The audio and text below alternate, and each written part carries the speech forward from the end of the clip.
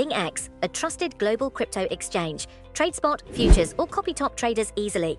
Sign up via the link or referral code to get 30 USDT instantly, plus up to 1,500 USDT in bonuses for verification, deposit, and trading. In the heart of Birmingham, a powerful movement is taking root, a testament to community resilience against the insidious spread of far-right ideology and rising hate crime. It all began 3 years ago in the leafy suburb of Moseley, when a resident, who wishes to be known as Muse, discovered a leaflet on her driveway. The propaganda, disseminated by a far-right group, painted a bleak and divisive picture, falsely blaming demographic shifts on societal problems like NHS waiting lists, housing shortages, and even traffic congestion. The message was clear: white Britons are already a minority in London. It is clear that if these trends continue, white people will become a minority in Britain. Muse was left seething with shock, anger, and profound upset. The familiar, divisive rhetoric, "Here we go again, blaming us for everything and causing division," she thought, pricked at the fabric of her community. Yet, instead of succumbing to apathy or fear, a remarkable groundswell of unity emerged. Neighbors, galvanized by the offensive message, decided to channel their outrage into a constructive, powerful response. "That's what gave me hope, that people stood together and said not in our names," Muse recalled. Their chosen weapon? Words. They crafted simple yet potent posters emblazoned with the defiant declaration, "Brummies united against racism and hate crime."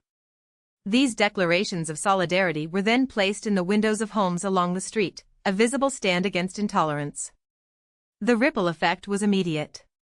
Not long after, a neighboring street said, "Oh, we had those leaflets. Can we have your posters?" Muse recounted, highlighting the growing demand for this unifying symbol. The campaign, initially a local response, steadily gained momentum. Last year, it received the official endorsement of Birmingham City Council, a significant step in acknowledging and supporting the community's efforts. Now, in the face of a series of distressing alleged hate crimes in the city, the campaign has found renewed and urgent salience. Recent events have amplified the anxieties of many. Just last month, a Sikh woman was allegedly raped in a park in Oldbury, an incident police are treating as a hate crime.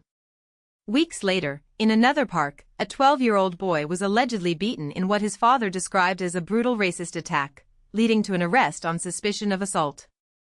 Compounding this climate of fear is the Operation Raise the Colours initiative, which has seen St. George's and Union Jack flags erected across various locations in the UK, organized, according to anti-racism groups Hope Not Hate and Stand Up to Racism, by well-known far-right figures. These displays, while intended by some as patriotic expressions, have instilled significant fear and anxiety in minority communities, fostering a sense of being targeted and unwelcome. The Brummies United Against Racism campaign has since been inundated with individuals eager to show solidarity with people of color and religious minorities who are feeling increasingly threatened. "People are literally begging us on WhatsApp, 'Can we have a poster?' shared Anthony, a resident on the same street as Muse.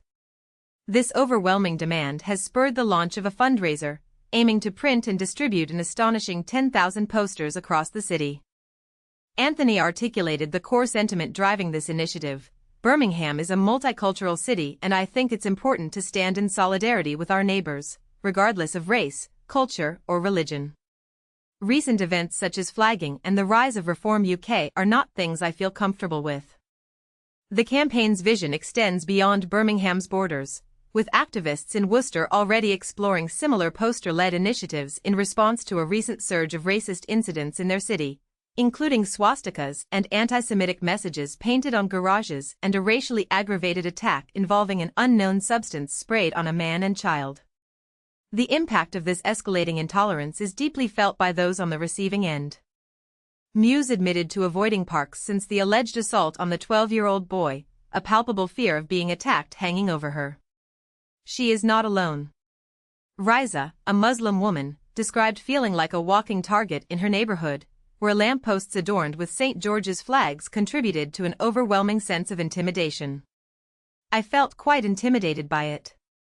I thought, how am I going to explain this to my young kids?" she lamented.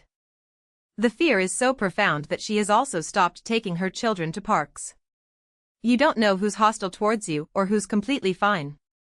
My kids are fourth-generation British, so we're pretty established here, but I haven't felt like this in the past.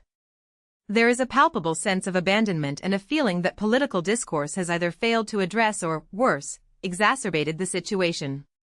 Riza expressed her dismay, stating, "Politicians have done nothing to stop this.